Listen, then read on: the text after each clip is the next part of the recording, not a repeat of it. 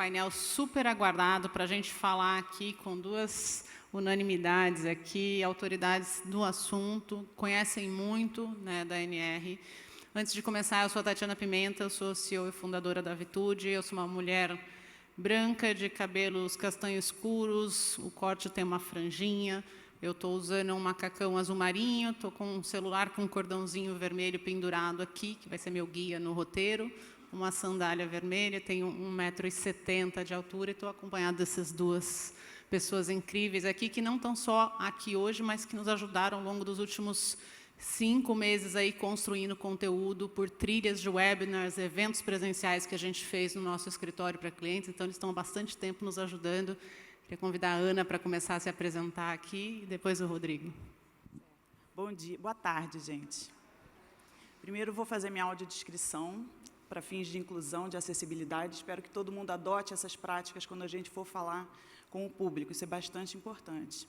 Eu sou uma mulher branca, tenho 45 anos, tenho cabelo castanho, liso, abaixo do ombro. Estou na mesma paleta da Tati, estou com um macacão azul, mais vivo, com vermelho, umas estampas, umas folhas com branco e vermelho, uma sandália vermelha.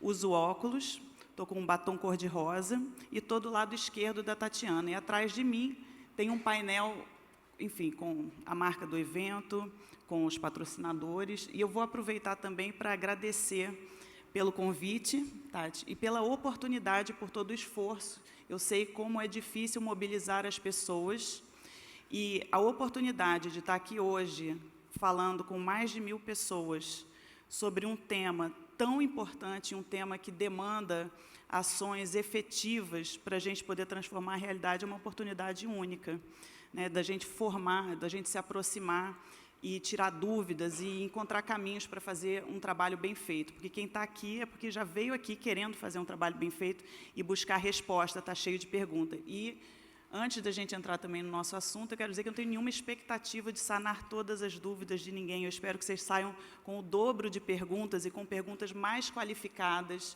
e sabendo onde encontrar resposta para as perguntas que vierem a surgir. E lembrar que a gente está sempre, aí digo a gente enquanto inspeção do trabalho, sempre disponível para ajudar a sanar essas dúvidas e realmente a promover a segurança e a saúde no trabalho. E quando eu falo saúde, é esse conceito amplo de saúde que não pode ficar de fora a saúde mental, que a gente não pode dissociar. Eu sou chefe da seção de segurança e saúde no trabalho no Rio de Janeiro, tenho várias formações na área de segurança e saúde no trabalho, pela OIT, e fui coordenadora também do projeto de fiscalização de serviços de saúde no Rio de Janeiro, e venho atuando também como capacitadora da Escola Nacional de Inspeção do Trabalho, em várias áreas, dentre elas a questão da saúde mental, que é um tema muito caro e muito importante para a inspeção do trabalho. Boa tarde a todos e todas. Meu nome é Rodrigo Vaz, eu sou auditor fiscal do trabalho e vou fazer minha breve audiodescrição também. Eu sou um homem branco de 48 anos, calvo, barba bem grisalha já, né? Estou no mesmo tom da Tatiana e da Ana, aqui de azul também, combinamos sem querer aqui o tom, todos de azul. Eu sou engenheiro eletricista, engenheiro de segurança do trabalho. É um prazer estar aqui, Tatiana, obrigado pelo convite. E o desafio, assim, além de juntar 2 auditores fiscais do trabalho, né, um já é difícil, juntar 2 auditores no mesmo evento é mais complicado ainda. Juntar um de São Paulo e outro do Rio de Janeiro, aí é mais difícil ainda, né, Tati? É mais complicado ainda. E nós temos a Sirlene ali, ó, na Isso, primeira mais um fileira, ali lá de Brasília. Então, tá só ali ouvindo a gente. É um prazer. Rafa do Rio Grande do Sul ontem também. É verdade, então o pessoal do Sul junto aqui com a gente. É um prazer falar com vocês sobre a norma NR1. A gente vai tentar tirar todas as dúvidas de vocês aqui. Falar também que nós temos não só a NR1, mas outras 38 normas regulamentadoras. Então, a gente não pode esquecer das outras normas regulamentadoras. A gente vai falar um pouquinho delas também. E estamos aqui para conversar, bater papo. Muito bom. Eu já vou jogar o que eu estava brincando com a Marina. E aí? O que muda dia 26 de maio, 27 de maio? 26 de maio entra em vigor. O que muda no dia seguinte? Bom, no dia 26 de maio, todo mundo vai acordar normalmente para tomar um café da manhã. Sem grandes modificações. E isso eu acho que é uma coisa muito importante da gente esclarecer. A norma foi atualizada, foi publicado em agosto do ano passado, como já foi dito aqui várias vezes, um novo texto que causou um grande alvoroço. Eu tenho certeza que muitas das pessoas que estão aqui por dificuldade de entender e por achar que no dia 26 de maio vai começar uma revolução em matéria de exigências do governo a respeito da saúde mental dos trabalhadores. Mas a primeira coisa que ninguém pode ter dúvida, e essa é uma dúvida que eu quero sanar, é que não existe uma nova obrigação com relação à questão da saúde mental no dia 26, ou 27, ou 28 de maio. O que vem sendo cobrado, o que vai ser cobrado a partir dali, é exatamente o que já vem sendo cobrado, e não é nem desde a semana passada, ou desde 2022, com a entrada em vigor da NR1, ou desde 2020, com a publicação da NR1. Na verdade, são obrigações que são decorrentes da obrigação do contratante em não causar nenhum dano ao seu contratado, ou seja, o contratante não pode adoecer o trabalhador. Eu estou chamando de contratante porque vocês entendem que é uma palavra que vai além do empregador, né? A gente tem um empregador que é aquela relação formal, seletista de trabalho. Eu estou falando do contratante. Ninguém pode causar dano a ninguém. Quando a gente fala numa relação de trabalho, eu estou falando da responsabilidade civil do empregador, porque saúde e segurança, isso eu estou falando de um direito fundamental, que está lá na Constituição Federal. Então, a Inspeção do Trabalho já cobra que as organizações não provoquem danos à segurança e à saúde, e considerando a saúde nesse conceito amplo, que não foi o Rodrigo que inventou, não foi o secretário de inspeção, nem o ministro. O conceito de saúde é o conceito que está lá, já ratificado, lá na Convenção 155 da OIT, que já foi citada aqui, ratificada pelo Brasil, vigente no nosso ordenamento jurídico, que é aquele conceito amplo de um completo estado de bem-estar físico, mental e social, também alinhado com o conceito do Ministério da Saúde. É isso que a gente cobra. O que vai mudar no dia 26 de maio? A ferramenta que a gente usa para cobrar, e é uma das ferramentas, porque as normas regulamentadoras são uma das ferramentas que a gente usa para poder avaliar as questões de segurança do trabalho. Essa norma, ela tem a sua redação alterada para facilitar a compreensão. Por quê? Porque quando ela fala de gerenciamento de riscos ocupacionais, ali dentro já está a questão da saúde mental, dos fatores de risco psicossociais. E aí, no dia 27 de maio, o que muda? Com relação a isso, nada. Tá certo? A gente vai continuar cobrando as mesmas coisas. O que eu vou cobrar? A implementação da NR17, que trata de ergonomia, que fala da adaptação das condições de trabalho às características psicofisiológicas dos trabalhadores. Está escrito na norma, não é agora. O item do auto de infração, por exemplo, que seria lavrado, eu vou usar lá da NR17, já está em vigor.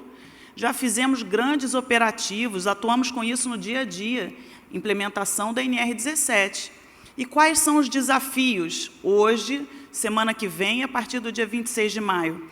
É compreender a legislação, saber como botar em prática, saber como ver e tirar da vida, né, as normas de forma integrada. Como é que eu faço para integrar a NR1 com a NR17? Como é que esse negócio vai funcionar na prática? Porque o texto aceita qualquer coisa, né? Ali na norma está escrito um monte de coisa. E você, que é o administrado, como é que você vai fazer esse atendimento? Você não pode ter dúvida de qual é a obrigação.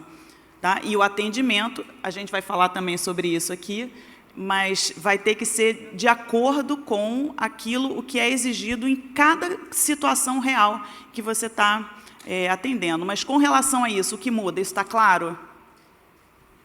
Está claro, não, gente? Né, pelo visto. Um silêncio é um sinal. Está claro que não muda nada com relação à obrigação? Tá. Se tiver alguma dúvida com relação a isso, aproveitem para fazer, porque a gente está aqui para ajudar a esclarecer, tá?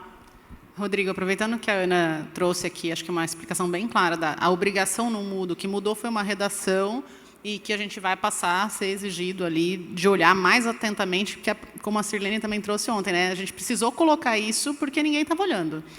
E, numa das aulas que a gente fez junto contigo em fevereiro, você trouxe um slide que me chamou bastante atenção, que foram todas as infrações que foram lavradas pelo Ministério do Trabalho e Emprego desde que a norma entrou em vigor. E o número 1 causador, né, de autos de infração é plano de ação. Explica para a gente por que as empresas tomam multas e são autuadas no item plano de ação e nos outros 9 lá que você mostrou quais eram, né? Tinha empresa sem PGR, isso, severidade não calculada corretamente. Probabilidade errada, tudo isso. Isso. Então, gente, no procedimento fiscal de auditoria, né, o que nós fazemos, né, até complementando lá no dia 26 de maio, a gente vai auditar as empresas como já auditamos hoje. Né? A gente tem todo um procedimento fiscal que nós vamos às empresas fazer a entrevista com o trabalhador, verificar a gestão do risco da empresa, a gestão do risco ocupacional da empresa, então é o mesmo procedimento. Né? E nós também fazemos uma avaliação documental. Né? Então, a gente vai a campo, entrevista o trabalhador, conversa com a liderança, verifica ali como é que é o cenário de trabalho dentro da organização e vai em busca da conformidade do documento. E um desses documentos que a Ana ressaltou é o documento que é o plano de ação. Né? E é um documento, gente, que ele é o documento que é o final do processo do gerenciamento de risco ocupacional. Né? Por quê? Porque antes você tem que fazer uma etapa de identificar o perigo, que é identificar todos os perigos da organização, inclusive o fator de risco psicossocial. Aí você tem mecanismos e formas de fazer essa identificação. Você vai fazer uma avaliação do risco ocupacional, ou seja, vai verificar a probabilidade e severidade daquele perigo, e a partir daí vai ter um nível de risco ocupacional. Esse nível de risco você vai ser inserido no plano de ação, como a Tati comentou, que é a forma que a empresa vai cuidar da gestão do risco ocupacional. Ela está num plano de ação com as medidas que ela vai implementar, que ela vai melhorar. Né? E o que nós evidenciamos, gente, que esse documento, plano de ação, primeiro que ele não está alinhado às etapas anteriores. De repente surge uma ação que a empresa inventa, vou fazer uma CIPAT. Gente, mas essa medida de prevenção vai ajudar em que risco? Vai reduzir que nível de risco? Vai combater ou vai eliminar qual perigo? Então, o plano de ação ele tem que estar alinhado às etapas anteriores para ter efetividade na redução do nível de risco ou na eliminação do perigo. Então, a gente tem uma colega minha do Rio de Janeiro, que está aqui presente, né? Ela fala que o plano de ação não é um quadradinho para marcar xizinho. Não marca o xizinho aqui, marca o xizinho. Não é isso. Um plano de ação são medidas efetivas que eu devo tomar na empresa porque eu tenho um perigo identificado, porque eu tenho um risco graduado. Né? E a gente está num cenário aqui, a gente está acompanhando aqui o Summit, né? Muitas empresas têm um programa de qualidade de vida, não tem? Tem um programa de saúde mental, e agora está na hora de pegar esse programa de qualidade de vida e saúde mental e alinhar a gestão do risco ocupacional. A pergunta é, será que essa minha ação do programa de saúde mental ela está contribuindo para me reduzir o nível de risco? Será que aquela minha ação está fazendo com que eu tente eliminar um perigo? Então, essa é a análise crítica que nós auditamos. Se realmente aquele plano de ação ela tem toda uma correlação com as etapas de gestão de risco que estão na NR1. Então, esse é o nosso foco. E aí, além do plano de ação, um grave erro das empresas é deixar de identificar o perigo. Né? A gente trouxe na norma aí, nós temos vários tipos de perigo. Perigo de máquina, de trabalho em altura, de espaço confinado. E agora, né, a gente traz aí a evidência de você ter que identificar o fator de risco psicossocial. E você vai ter que evidenciar essa identificação do fator de risco psicossocial. Avaliar o risco e fazer um bom plano de ação para controlar e melhorar esse risco na empresa. Deixa eu complementar esse assunto, acho que é uma analogia interessante. Por exemplo, vamos pensar, a gente estava conversando na hora do almoço. Foi trazida uma situação de uma pessoa que trabalha num lugar onde existe o risco de explosão. Tá certo? Eu vou perguntar para vocês, colocar extintor de incêndio reduz o risco de explosão? Não. Isso parece óbvio, não parece? Treinamento da CIPA reduz o risco para queda de altura? Quando a gente tem dúvida com relação aos fatores de risco psicossociais, uma forma de facilitar a compreensão do que tem que ser feito e se eu estivesse falando do ruído? É mais fácil a gente imaginar o que eu tenho que fazer. Se eu estiver falando da exposição ocupacional ao ruído, e você tem uma máquina absolutamente ruidosa, aquela máquina que faz um escândalo, e que você está conversando aqui e não se escuta, não adianta eu falar que a pessoa tem que colocar um extintor de incêndio. Primeiro você entende, não, isso não tem nada a ver uma coisa com a outra, certo? Segunda observação, com relação ao plano de ação, se eu tenho uma máquina ruidosa, vocês acham que está certo eu mandar simplesmente colocar um EPI no ouvido do sujeito? Por quê? Porque a gente tem que identificar a causa. Quando eu falo de fatores de risco psicossociais, é a mesma coisa. Se eu tenho uma máquina ruidosa, eu tenho que atuar na fonte. Eu tenho que atuar em reduzir aquele risco no meio ambiente de trabalho. Se possível, eliminar o perigo. Essa é a prioridade na hierarquia das medidas de controle. Eu posso eliminar o perigo? Não. Se eu não posso, eu entro na avaliação de riscos, priorizando medidas de controle na fonte, em seguida, administrativas ou de organização do trabalho e, por fim, de forma residual, as medidas no indivíduo. Quando eu falar dos fatores de risco psicossociais relacionados ao trabalho, é o mesmo raciocínio. Eu vou fechar o meu olho e vou pensar, e se fosse o ruído? E se fosse um agente químico? Estou falando isso por quê? Quais são os erros que a gente vê? Primeiro, como o Rodrigo falou, ninguém identifica. E não identifica muitas vezes por medo de identificar, e acho que esse pode ser nosso próximo ponto. Na hora que o sujeito foi brilhante e identificou, o que ele faz? Isso eu estou falando porque eu vejo, tá? Ele bota assim, plano de ação, ginástica laboral. Eu estou identificando que tem uma meta abusiva, uma meta inalcançável naquele trabalho. Isso é comum. Não é um problema ter meta, o problema é uma meta mal dimensionada. Plano de ação, ginástica laboral. Ou então, começou a ter casos sentinela, começou a ter casos de adoecimento, teve uma situação de burnout naquele setor e você começou a entender que pode ter uma liderança ali, enfim, tóxica, como já foi falado aqui também. Qual é a medida que a gente mais vê como plano de ação? Troca o trabalhador que está adoecido de setor, bota ele em outro setor, não é verdade, gente? Você está agindo na fonte? Não, você não está agindo na fonte.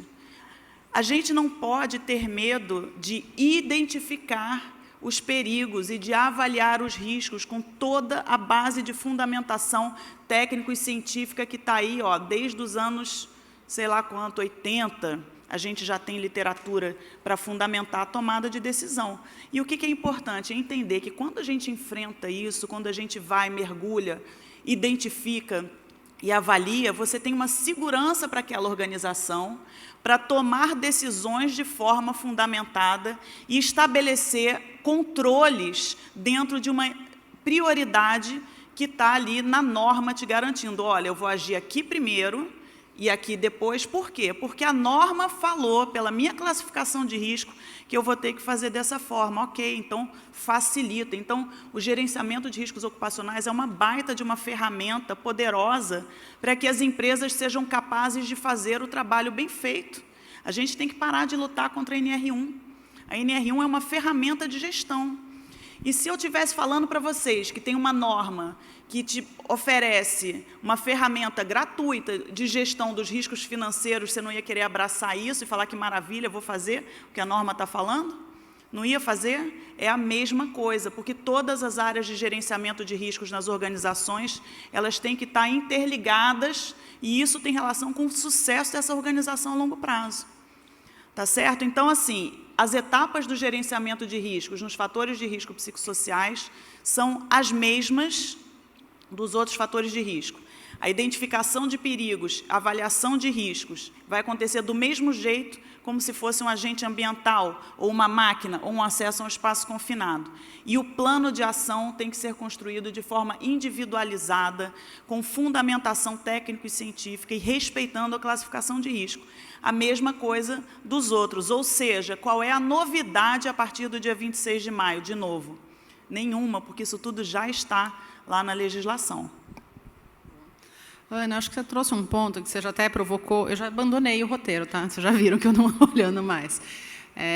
E tem uma coisa interessante que eu ouço bastante, assim, em boa parte das reuniões que eu participo, sejam, né, com clientes ou com empresas que estão buscando entender um pouco da NR1, que é sobre o medo da criação do nexo causal. Ah, mas eu vou identificar o risco e eu vou gerar ali um problema para a minha empresa, porque eu vou estar atestando que eu, organização, estou adoecendo o indivíduo. Então, eu prefiro não registrar isso, ou eu prefiro não fazer esse mapeamento, porque eu não vou gerar aqui provas contra mim mesmo. E eu já ouvi isso de RH, de médico, de engenheiro, de compliance, de advogado, de várias áreas. Às vezes, né, a área de saúde está tentando militar a favor de fazer isso com mais celeridade, e às vezes até são impedidos por outras áreas que botam ali alguma dificuldade, trazendo exatamente essa reflexão. Poxa, mas a gente vai gerar aqui provas contra a gente mesmo. E existem outras empresas, foi falado de manhã, que às vezes, depois de fazer um mapeamento, optam por não ver. Putz, não, esquece, apaga, quero desver. Exato. Como é que vocês enxergam isso e, né, qual que é a interpretação de vocês sobre a importância de colocar absolutamente todos os riscos que existem no ambiente no documento, né? Perfeito. Assim, a gente tem o primeiro processo da gestão, que é a identificação do perigo. Tudo começa com você identificar o perigo, que é o quê? A fonte com potencial de causar lesão. Esse é o conceito normativo do perigo ou fator de risco. Então, a gestão nasce dessa identificação do fator de risco. Então, a gente sabe que você, para o psicossocial, você tem diversos caminhos para você saber, naquele indivíduo, naquele trabalhador, se está presente o fator de risco psicossocial, né? E qual que é o caminho mais natural, né, que a minha avó já falava para mim? Vamos conversar? Né? Vamos ali, senta com o meu lado, vamos fazer um diálogo, vamos conversar. Como é que foi o seu dia? Como é que está o seu trabalho? Gente, esta é a função natural de você identificar se existe um fator de risco psicossocial. É conversar com o trabalhador, porque é no trabalhador e na trabalhadora que está presente ali a organização do trabalho, o contexto do trabalho, a interação tarefa e trabalho. Então, você tem que buscar a informação do trabalhador, né? E aí já é uma grande quebra de paradigma, porque nós da engenharia, né, da área técnica, quando você vai avaliar um ruído, você vai lá, eu quero medir o ruído. Vou pegar a vibração, eu quero medir a vibração. Como é que eu vou medir o fator de risco psicossocial? Então, é você conversar com o trabalhador, e a ergonomia já há muito tempo já fala sobre isso. A ciência e a ergonomia já é muito rica nesse sentido, né? Aí você vai falar, mas Rodrigo, eu tenho lá 1.000 trabalhadores, 2.000 trabalhadores, né? Como é que eu vou realizar esse processo de identificar um perigo? Não, agora eu vou trazer um formulário, um questionário para fazer e otimizar esse diálogo que eu ia fazer, eu não vou conseguir fazer, eu vou usar uma ferramenta. É possível usar uma ferramenta. Aí chega a ferramenta, né, te passa pelo jurídico, essa pergunta você não vai fazer. Tira essa pergunta, que essa pergunta eu não quero que faça. Tira a pergunta de assédio, porque eu já tenho um canal de denúncia. Isso. Então, assim, não faz sentido. Você tem que descobrir se aquele fator de risco está presente. 90% das reuniões aparece uma coisa dessa. Tipo assim, meu compliance não deixa colocar a pergunta de assédio, porque eu já tenho um canal de integridade. Já começa errando a gestão. Você está deixando de identificar um fator de risco psicossocial porque você não está fazendo a pergunta correta. Né? Aí surge lá, a gente tem muitos questionários, o Gustavo vai fazer a palestra com vocês daqui a pouquinho, tem mais de 100 tipos de questionário. Gente, vocês já leram a pergunta do questionário? Eu não consigo entender a pergunta. Vai fazer essa pergunta para um trabalhador na construção civil, vai fazer essa pergunta para um trabalhador no setor hospitalar, tem que ter clareza na pergunta, você tem que saber tratar com o trabalhador. Então, assim, é um processo que vai desencadear um envolvimento das partes. Né? Eu tenho que falar com a administração, falar, olha, é uma obrigação. Falar com o jurídico, eu tenho que fazer a pergunta, eu tenho que identificar o fator de risco, porque começa a minha gestão desse processo de identificar o perigo. Então, ele é base, ele é fundamental. E eu preciso ter envolvimento das partes interessadas. Aí já me perguntam, muitas vezes, né, quem que é o responsável por fazer isso? Quem que é o dono da criança? Gente, a NR1 fala que é da organização. Ela é responsável. Se a empresa ela tem um SESMIT da empresa, vai contar com o apoio do técnico de segurança do trabalho, que tem aquele envolvimento com a equipe, vai contar com o engenheiro de segurança do trabalho, com o médico do trabalho, com a enfermeira, vai contar com o apoio do SESMIT. Mas em algumas situações que estão críticas na empresa, com certeza ele vai precisar de um apoio de um psicólogo ocupacional, para saber, para entender aquele cenário, vai precisar de ergonomista para compreender a demanda, estudar a demanda. Então, não existe um super-homem, não existe uma Mulher Maravilha que vai cuidar desse tema de uma maneira tão simples. Eu preciso ter um comprometimento da administração e para fazer esse processo da melhor forma possível, que é ali que começa a gestão. A gente fala tanto de gestão, então a gente tem que seguir o processo. Tem que identificar o perigo, avaliar e ter um bom plano de ação para controlar esse fator de risco psicossocial. E também só sobre isso, porque eu acho interessante, de novo, a mesma analogia, né? A Tati perguntou, se eu não... O problema é registrar, ele tem medo de registrar no documento como se o registro fosse o problema, né? Aí eu vou jogar para vocês a seguinte pergunta. Se eu tenho um ambiente ruidoso, eu estou criando a obrigação de gerenciar a exposição ocupacional ao ruído quando eu registro isso no documento? Sim ou não? Hã? Eu ouvi sim e ouvi não. Não. Por quê? Porque a obrigação, ela nasce quando existe o risco, não é quando eu estou registrando. Então, se eu, por exemplo, cheguei para fiscalizar uma empresa, tenho risco e não está no documento, você tem mais um problema, que é de não ter registrado no documento. Você não deixou de ter uma obrigação, tá certo? Eu vou ter que entender da mesma forma.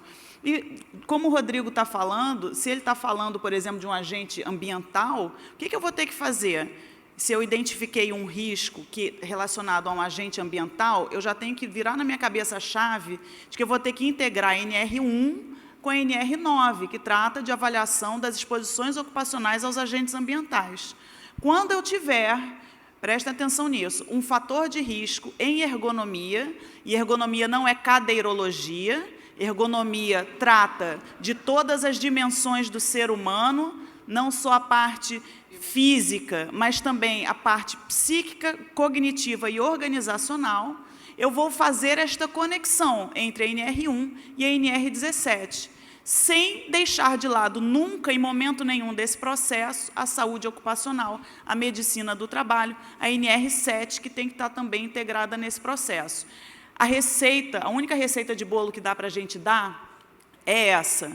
Tem que integrar as normas em todas as etapas. A resposta para a maior parte das perguntas está na norma. A gente tem que saber só certinho como é que a gente procura essa resposta na norma, tá certo? Até posso somar uma questão que eu lembrei agora também, que nos perguntam muito isso, né? Ah, eu tenho lá a NR7, estou lá no PCMSO, que é uma norma que vai pegar o PGR, perfeito? E vai usar no planejamento. Aí a pergunta que nos fazem, eu posso usar o exame médico periódico para identificar o perigo? Gente, o exame médico periódico não tem essa finalidade, né? O exame médico periódico, ele usa os dados do PGR para saber se aquele trabalhador, como está a saúde dele, em termos de ruído, em termos da exposição aos riscos existentes na empresa. Então, o exame médico periódico não tem essa função. A etapa é na gestão, é identificar o perigo na NR1, tá certo? Então, não é no exame médico periódico que você vai identificar o fator de risco, tá certo? E aí, já respondendo uma outra pergunta que fazem muito para a gente, e que estão preocupados com o ASO, né? O que vai estar no ASO? O atestado de saúde ocupacional, que é um documento que é uma obrigação que está lá na NR7. A norma NR7 já fala que você vai colocar no ASO quando existir um exame clínico necessário para você avaliar a saúde do trabalhador. Isso é o que está no ASO. E a gente não pode esquecer que tem outras normas regulamentadoras, né? Exemplo, o trabalho em altura, que é a NR33, e o espaço confinado, trabalho em altura 35, espaço confinado NR33, que obriga que você faça uma avaliação clínica do trabalhador para aptidão em relação ao psicossocial, que é uma outra abordagem, né? É outra norma, é outra abordagem. Então, só refletindo que tem outros aspectos também das outras NRs. Muito bom. E já vou aproveitar o gancho, né? Porque a gente estava falando desses medos que a gente tem visto. Outra coisa que aparece bastante é sobre a amostragem, né? Poxa, eu tenho uma empresa de 100 mil pessoas, como é que eu vou mapear todo mundo? Vou juntar todas as perguntas dos últimos 30 dias e vou fazer numa só. Tenho muitas pessoas, não consigo mapear todo mundo. Tenho muitas lojas, não consigo mapear todo mundo. É muito difícil, é desafiador. Posso fazer só o RH? Posso fazer um mapeamento só com líderes? Isso aparece bastante. Então, assim, queria que vocês falassem um pouquinho sobre como deve ser feito esse mapeamento para a gente conseguir esclarecer esse tipo de pergunta, né? Posso mapear só os líderes? Essa eu liguei até para a Ana, para pegar... Eu lembro que eu ia fazer uma reunião para ajudar o time de saúde a falar com uma área de compliance que queria que mapeasse só a parte da liderança. Eu falei, Ana, me ajuda, eu estou com um desafio de responder essas perguntas. E ela falou, pega o artigo tal, o item tal, a linha tal e segue com a argumentação. Então, queria que vocês falassem um pouquinho dessa parte de amostragem e das empresas que entendem ali que há um desafio em fazer o mapeamento e até mesmo, acho que, em concorrer, né, eu diria aqui, de aplicação de um questionário de riscos psicossociais com outros inventários. Eu já tenho GPTW no mês que vem. Eu falei, e aí, posso fazer depois? Eu falei, depende do seu apetite para tomar multa, porque, né, vamos combinar? Então, eu acho que aqui é como é que os profissionais de saúde de RH conseguem ter repertório para falar com a alta liderança da importância de fazer isso. Porque o mapeamento de riscos está competindo com GPTW, com pesquisa de cultura, com avaliação de performance, está tudo rolando ao mesmo tempo dentro das empresas e tem uma obrigação, não é uma obrigação nova, mas tem ali uma data importante para eles, né, venderem esse projeto agora. Eu vou responder essa pergunta fazendo mais uma pergunta, então. Gente, alguém faz exame médico periódico voluntário? Não é. Ele é obrigatório, é individual, não é isso? Por que o exame médico periódico é obrigatório e é individualizado? Porque eu tenho que identificar a saúde do trabalhador. Então, essa resposta vai nesse mesmo sentido. Eu preciso entender como está a saúde do trabalhador. E, para isso, eu preciso identificar no trabalhador se existe aquele fator de risco, né? Então, essa questão da amostragem, que a gente utiliza muito a teoria da higiene ocupacional, né? Vamos fazer amostragem para o ruído. Isso já tem técnica aplicada, já tem na Fundacentro toda uma norma de higiene ocupacional, né? Então, o que acontece? Se eu não atingir o 100% nesse processo de identificar o fator de risco ocupacional, eu estou gerando uma fragilidade na gestão. Eu estou deixando de identificar um fator de risco que está presente na minha organização e eu não estou atingindo aquele trabalhador. Então, que fique claro, fazer a amostragem é um erro que vai trazer o quê? Uma fragilidade na sua gestão. Hoje, na norma regulamentadora, não tem lá um texto, né, oficial que tem que fazer 100%. Mas é uma obrigação da empresa identificar a saúde do trabalhador. Ou seja, automaticamente, eu tenho que passar por todos os trabalhadores. Eu tenho que identificar aquele fator de risco em todos os trabalhadores que está naquela relação de trabalho dele. Então, a minha obrigação justamente é fazer a identificação para todos os trabalhadores, tá? Utilizando a conversa, utilizando o questionário, utilizando a ferramenta, a melhor forma para você obter informação. E aí, eu tenho até umas etapas prévias, eu não posso chegar hoje e aplicar um questionário sem avisar o trabalhador. Eu tenho que envolver o trabalhador para explicar o que é o questionário, devo garantir o anonimato desse tipo de questionário, para que ele não se sinta ali coagido ou ter um problema no preenchimento de um questionário. Então, gente, são elementos que você deve ter transparência de trazer para o trabalhador, que ele reflita e consiga trazer para a empresa, para a gestão do risco ocupacional, o que efetivamente está tendo exposto à sua atividade laboral. Tá? Posso mapear só os líderes? Mapear só os líderes, gente. E se o líder for aquilo, o que representa o fator de risco psicossocial? Não, isso é sério. Eu tive um aluno que falou assim, mas Ana, o problema todo é o seguinte, quem exerce a liderança tóxica é o dono da empresa. Isso pode acontecer, gente, isso pode acontecer porque a gente está falando do mundo real. E uma observação, olha só, a gente não gerencia fator de risco nenhum, mas principalmente aqui, como eu estou falando da ergonomia, eu estou falando das características psicofisiológicas dos trabalhadores, tem que saber falar essa frase, tá? O que é ergonomia? Adaptação das atividades às características psicofisiológicas dos trabalhadores. A gente não trabalha com isso em cima da atividade prescrita, em cima daquele trabalho que, se eu for explicar para você como é aquele trabalho, eu vou descrever. Não é isso que me interessa. O que me interessa é a atividade real desenvolvida pelos trabalhadores. E alguém me responde como é possível saber qual é a atividade real desenvolvida pelos trabalhadores sem a participação dos trabalhadores? Não tem.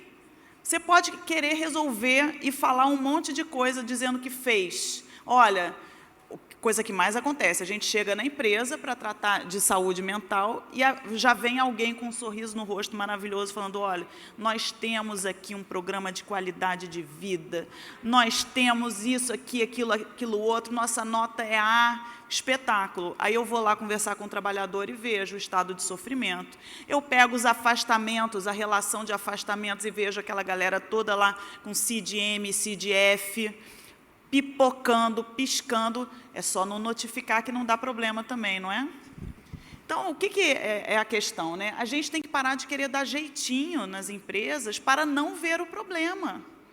E as informações, as melhores informações disponíveis, esse termo, melhores informações disponíveis, não veio da NR1, vem da ISO 31000, que isso vocês gostam, né?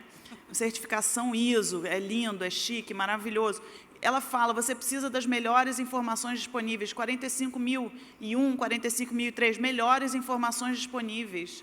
Eu tenho que pegar essas informações, pegar esse limão e fazer uma caipirosca, não é nem uma limonada, eu tenho que usar essas informações para aquilo que elas servem. O que são as informações? Por exemplo, você foi fazer um exame de sangue e voltou com aquele monte de dados sobre a sua saúde.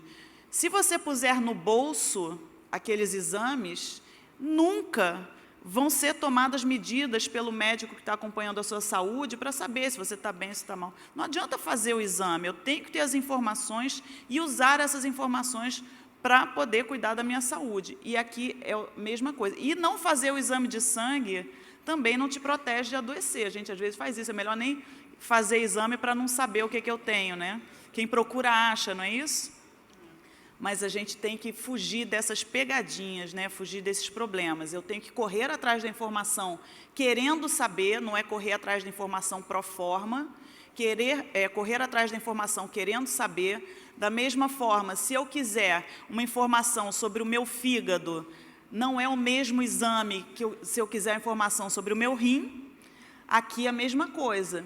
Como eu tenho que conhecer, ter feito a identificação adequada para saber como eu vou descobrir essas informações e usar as ferramentas necessárias e adequadas de acordo com a informação que eu quero descobrir, mas não fugir do problema, ir atrás, conhecer a informação para poder ter lá na frente o tratamento necessário e suficiente, seja para não adoecer do meu fígado, seja para que os trabalhadores tenham sua saúde e sua segurança resguardados. Muito bom. Eu quero falar um pouquinho sobre uma coisa que você nos disse, que virou até um post do Instagram da Vitude, que foi, não é sobre mais um papel na gaveta. E, há mais ou menos um mês atrás, a gente estava conversando com uma empresa que ela era basicamente a subsidiária de um grande grupo, então era uma das unidades de negócio.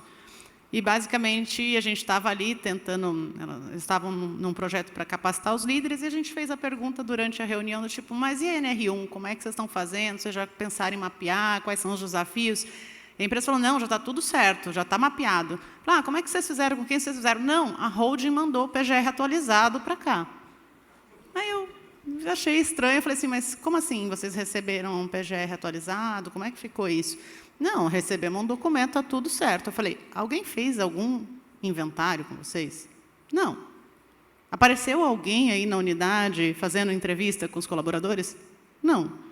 Aí eu falei assim, assiste essa playlist que eu gravei aqui com a Ana, depois a gente conversa e você me diz, né, se está certo isso aí que aconteceu.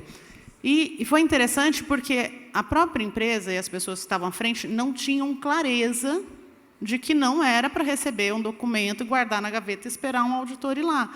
E eles estavam ali com um grande desafio de informação. Acho que, pelo menos, quem está aqui está buscando, né, conhecer, entender, está buscando informação. Mas a gente acredita que muitas empresas vão passar por esse movimento de achar que é igual o PPRA e que a gente vai produzir um documento, guardar na gaveta e achar que está bom. Como é que vocês estão vendo isso, né? Vocês já devem ver isso de algum modo, né? Justamente, eu estou há 18 anos na auditoria fiscal do trabalho, né?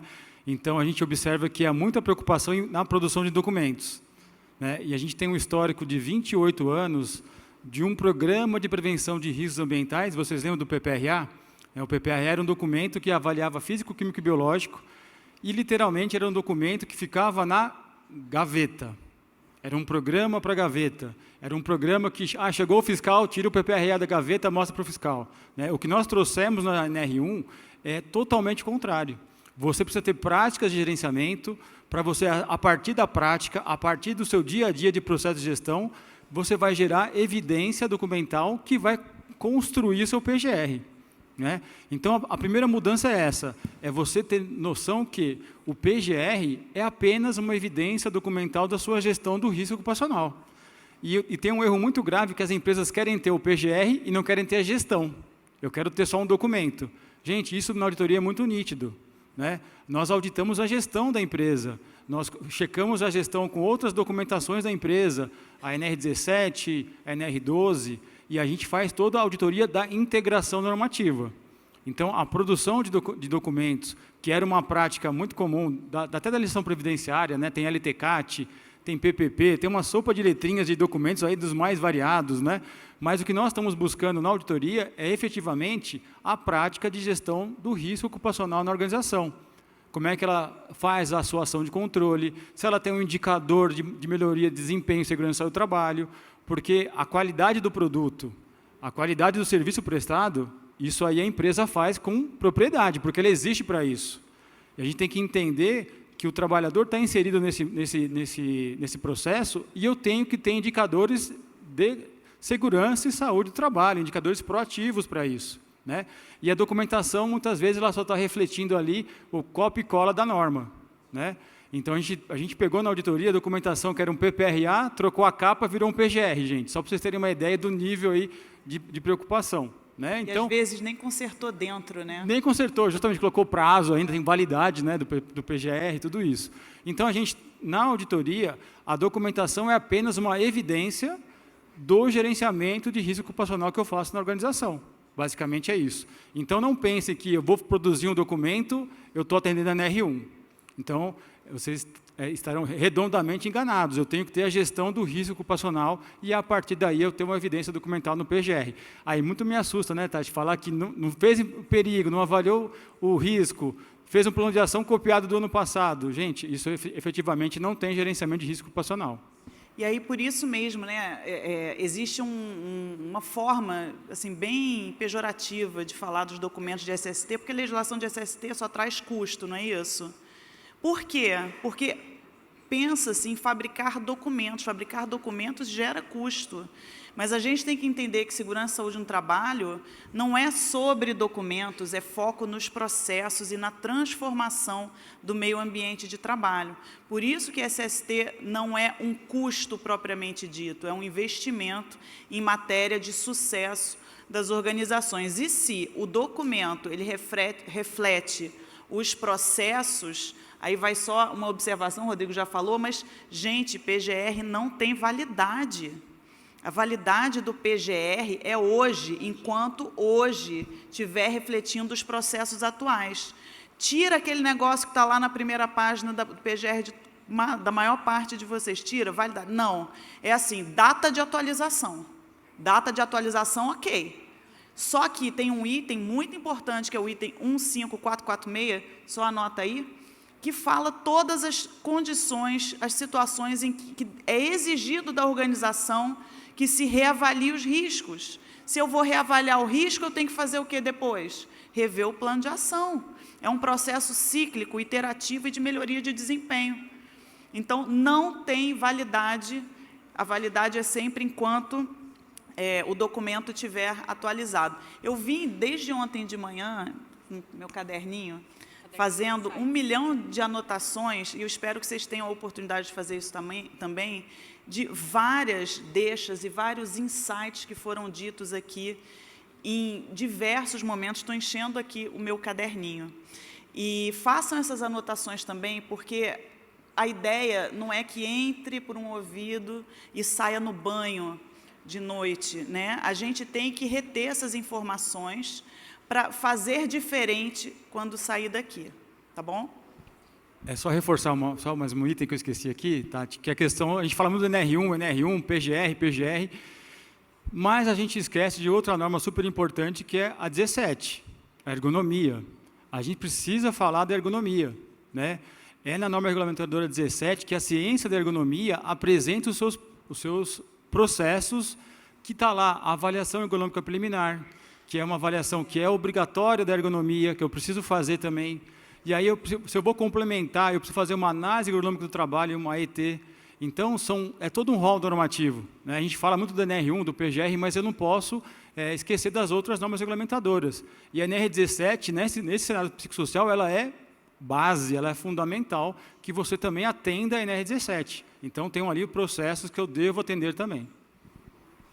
A gente tem mais 14 minutos aqui, mais ou menos, de painel, e eu acho que está todo mundo aqui querendo saber o que fazer. Mas, em sua grande maioria, aqui nós temos líderes de RH, profissionais de psicologia, profissionais de RH, líderes de saúde, medicina do trabalho, diretores, tem pessoas de empresas médias e grandes aqui, e eu queria um pouco da ajuda de vocês para a gente construir um racional nos próximos minutos do que todo mundo que está aqui hoje olhando para a gente precisa fazer a partir de amanhã nas suas empresas, né, para quem trabalha com consultoria para os seus clientes, mas o que a gente precisa fazer a partir de agora, né, com tudo que vocês trouxeram aqui nos primeiros 45 minutos, o que a gente tem que fazer de diferente?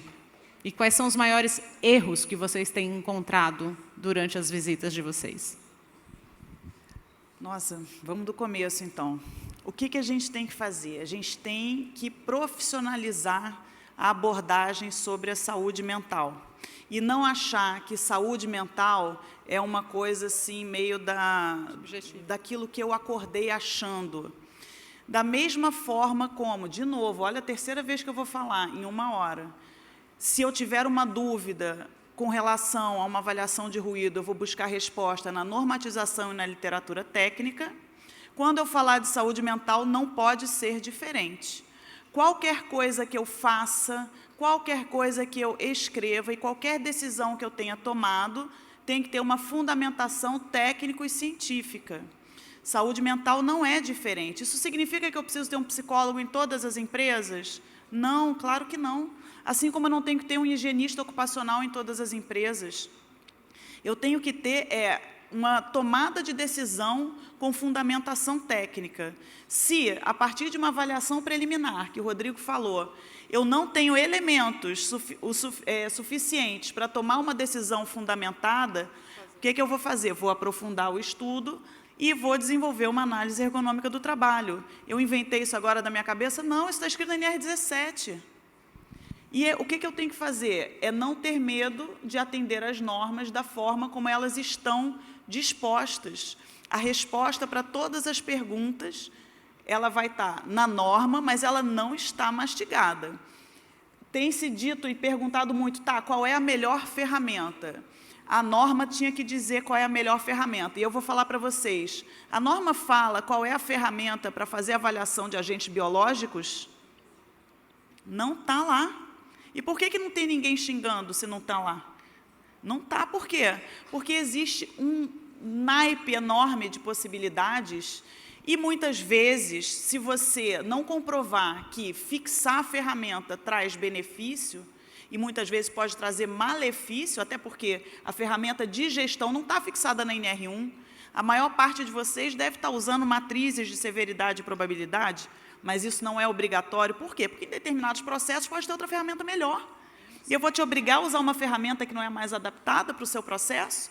Se estiver na indústria química, tem ferramentas validadas internacionalmente que são melhores do que uma matriz de severidade e probabilidade. Aí, se tivesse fixado a ferramenta, vocês iam estar xingando, olha, eu sou obrigado a usar essa ferramenta aqui, quando a melhor seria a outra. A questão, gente, é que a normatização ela é menos prescritiva e ela traz para a responsabilidade do profissional a tomada de decisão.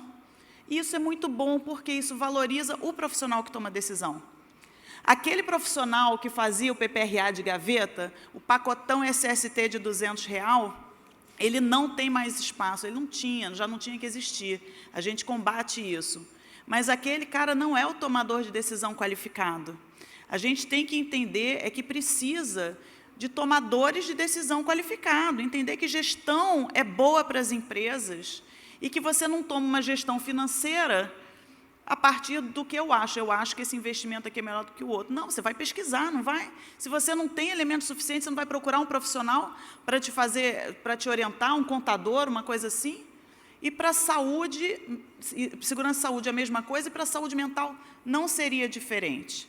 Tá? Então, acho que sobre isso, o que fazer é isso, é profissionalizar. E eu queria fazer uma abordagem, já no final do processo da profissionalização, um cuidado especial que nós estamos ouvindo muito aí na mídia, né, situações de intervenções completamente equivocadas. Não sei se vocês já ouviram o EPI para a saúde mental. Gente, eu quero fiscalizar o CA desse EPI, viu, Ana? Eu quero pegar lá o CA do EPI para saber qual que é o CA daquele EPI. Então, a gente tem que ter um cuidado e tem que ter um trabalho que nós estamos num momento tão importante de conseguir ter uma intervenção que vai conseguir eliminar, a palavra é essa, eliminar o fator de risco. A nossa missão como da área de segurança e saúde é buscar a eliminação do fator de risco. É fazer com que aquele fator de risco não esteja mais presente na organização, né? Então, aproveitar esse momento para ter uma intervenção que vai atuar na fonte do problema, que vai atuar com medidas organizacionais corretas, claras, que vai atuar na liderança, na busca de uma liderança mais humanizada. Então, a gente tem que aproveitar essa oportunidade que nós estamos tendo desse tema tá tão importante, de, daqui para frente, pegar aqueles números que foram apresentados de adoecimento e fazer aquela curva descer. Essa é a nossa oportunidade, esse é o nosso objetivo como autor fiscal do trabalho, fazer com que o país, o Brasil, ele tenha ali cada vez mais um nível menor de acidentalidade e de adoecimento. Então, o nosso maior desafio é esse, é fazer com que esses números que estão aí alarmantes, ela consiga realmente reduzir e chegar a uma situação que a gente tem um controle sobre ele. Então, a gente não pode perder a oportunidade de ter uma intervenção clara, precisa, objetiva, que vá atuar no fator de risco psicossocial, que vá atuar na fonte do problema, né? A gente observa muita perfumaria, mas precisamos ter ações concretas, objetivas na gestão do risco ocupacional do psicossocial. Tá? Então, essa é o destaque que eu coloco aqui para vocês, da importância de ter ações objetivas, claras e fundamentais na gestão do fator de risco psicossocial. Rô, e só complementando, assim, como você está falando, EPI da saúde mental é um negócio que dá até um sentimento esquisito, né? É a priorização da atuação no indivíduo. A gente tem que saber o que causa o adoecimento mental, o que é a definição de fator de risco psicossocial. Por regra e definição, também não foi eu que inventei, a Organização Internacional do Trabalho, os documentos harmonizados europeus, são problemas, são deficiências na organização do trabalho, na concepção da tarefa. Quando eu for tomar essas decisões e construir essas medidas, é na organização do trabalho que eu tenho que atuar.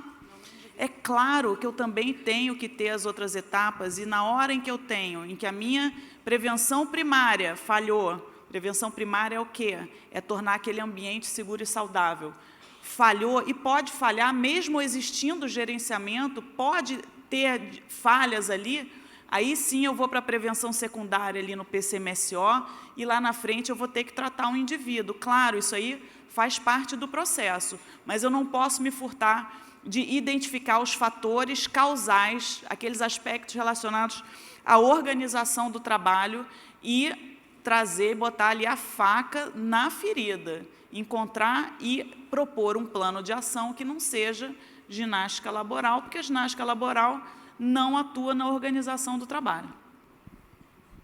Acho que aqui, para fechar, todo mundo tem o desafio de, minimamente, levar o discurso para dentro de casa.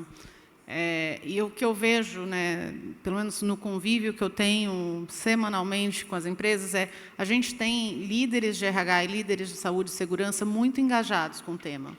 Mas eles têm um desafio gigantesco de, muitas vezes, ter que convencer o CEO. Eles sofrem. Tem gente querendo fazer coisa há anos, mas não consegue convencer ali o VP de RH, o CEO, o CFO, quem vai assinar o cheque. Como que vocês podem ajudá-los a levar um discurso talvez mais técnico ou mais importante? Eu acho que eles vão poder levar esse vídeo daqui a alguns dias lá para o debate, mas que dicas que você tem para quem está aqui hoje, para levar esse discurso para quem aprova que um projeto desse comece? Gente, eu acho que para tudo tem uma resposta, que é estudar e se profissionalizar. Um discurso de que, eu acho que é bom, olha, gaste aqui, invista em saúde mental, porque é legal, ele não cola. Eu tenho que ter dados técnicos e científicos para mostrar para aquilo, porque, como todo mundo sabe, a empresa ela tem que gerar lucro, a gente entende isso. Então, eu tenho que mostrar também que, independentemente de qualquer questão ética, moral e social, isso traz um benefício. E os números, eles existem, está aí, os estudos mostram que os investimentos em saúde mental trazem benefício para a organização, mas eu tenho que aparecer lá com essas informações, já sabendo e com muita propriedade daquilo que está sendo dito, né? O achismo, ele não tem mais espaço, e a gente tem que realmente saber daquilo que está falando, não é vendo só um videozinho no YouTube, no TikTok, sei lá onde, que você vai se profissionalizar, tem que correr atrás, tem que estudar. A Ana comentou do conhecimento, né, da busca do conhecimento, super importante, de conversar com a auto-administração, explicar da obrigatoriedade legal, né? Então, está de cima para baixo, e eu queria reforçar a importância de você também trabalhar de baixo para cima, né? Eu vou dar um exemplo para vocês, que eu estava numa auditoria fiscal na minha região, eu sou de São Carlos, né, no plantio de cebola, eu estava lá, não estava bonitinho assim, estava com uma bota, estava uma calça jeans, né, estava fiscalizando o campo, um trabalho que eu gosto muito de fazer, e fui entrevistar o trabalhador. Ele estava ali no plantio do bulbo de cebola na minha região. Eu fui perguntar para o trabalhador, qual o seu nome? Ele não queria me dizer o nome dele. Olha a situação. Então, às vezes, o trabalhador tem o nome de falar o nome.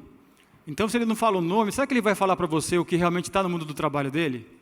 Então, é muito importante também esse trabalho de base, um trabalho de consulta e comunicação aos trabalhadores, para que eles tenham transparência e tranquilidade de falar o que está afetando a saúde mental do trabalho dele. Então, é importante trabalhar na administração, mas não esquecer da base, né? E eu ressalto a importância de conversar, ter transparência, ter um canal de comunicação direto com os trabalhadores, com as trabalhadoras, para ter uma viabilidade de implementação da gestão de cima para baixo e de baixo para cima. Então, eu reforço isso também. Muito bom. Queria agradecer vocês dois. Eu ficaria aqui uns 5 dias, vocês sabem disso, porque a gente já fez vários papos aqui, e a gente se fala literalmente toda semana, porque agora a gente tem um grupo, os 3 aqui, é o tempo inteiro trocando informação. E eu perturbando eles, porque é o dia inteiro eu perguntando, onde que está o artigo tal, onde que está a linha tal, como é que eu respondo essa pergunta, e eles estão sempre disponíveis aqui para ajudar, tirar dúvida. Acho que uma coisa importante que a gente vê aqui na Vitude é que a gente sempre quis estar perto de quem tem autoridade no assunto para falar. Então, eu não sou a melhor pessoa para falar de NR1, eles são as melhores pessoas para falar de NR1, a Sirlene ontem, que estava aqui com a gente, vão ter outras pessoas, e a gente gosta de estar perto e aprendendo. Então, queria agradecer pela gentileza de vocês dois, porque não é só hoje, não é só o tempo que vocês estiveram aqui, mas por toda a construção que vocês têm feito junto comigo, com a Vitude, e com quem quer que esteja próximo e pergunte coisas para vocês. E, gente, espero que esse painel tenha sido bastante enriquecedor para vocês e que tenha trazido muitos insights e que vocês possam, de fato, levar essas informações para dentro de casa e ajudar a construir ambientes mais seguros e mais saudáveis. Obrigada. Obrigada, Tati.